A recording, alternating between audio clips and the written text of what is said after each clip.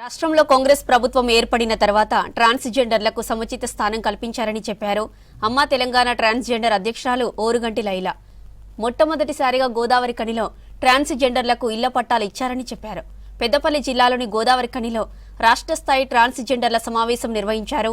ఈ సమావేశానికి ముఖ్య అతిథిగా ఓరుగంటి లైలా అటెండ్ అయ్యారు. ట్రాన్స్జెండర్లు ఎదుర్కొంటున్న సమస్యలపై చర్చించారు. సమావేశం తర్వాత జల్సా వేడుకలు నిర్వహించారు.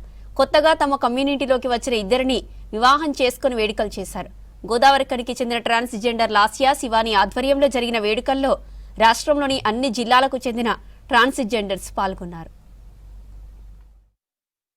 సమావేశం యొక్క ప్రాముఖ్యత ఏంటంటే మా ట్రాన్స్ కమ్యూనిటీ లోపల మా ఇతర కల్చర్లో కూడా ఎవరైతే సర్జరీ చేయించుకుంటారో వాళ్ళకి 41 డేస్ రెస్ట్ ఇచ్చిన తర్వాత మేము మా అమ్మవారి పూజ మరియపాక పూజ చేసుకొని అందరం సెలబ్రేట్ చేసుకుంటాం. ఇది మా జీవితంలో ఒక సారీ ఫంక్షన్ లాంటిది, ఒక పెళ్లి ఫంక్షన్ లాంటిది. కాబట్టి అలాంటి కార్యక్రమానికి తెలంగాణలోని అన్ని జిల్లాల నుండి కూడా ఈరోజు ఇక్కడికి రావడం జరిగింది. మా హక్కుల గురించి ఇక్కడ మాట్లాడుకుంటాము, మా సమస్యల గురించి చర్చించుకుంటాము.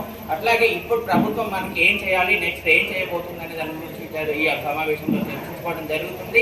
ఈ సమావేశం గోదావరి కనిలో ఇన్ని సంవత్సరాల తర్వాత జరగడం అనేది మేము చాలా సంతోషంగా ఫీల్ అవుతున్నాము. మాకు ఈ మధ్యనే తెలంగాణ గవర్నమెంట్ మన ముఖ్యమంత్రి రేవంత్ రెడ్డి గారి సపోర్ట్ తోని ఇక్కడ గోదావరి కని రామగుండం ఎమ్మెల్యే గారు మా కమ్యూనిటీకి ఇక్కడ 32 మందికి ఇండ్ల పట్టాలు ఇవ్వడం జరిగింది. ఇది నిజంగా చాలా గొప్ప ఆశించదగిన విషయం.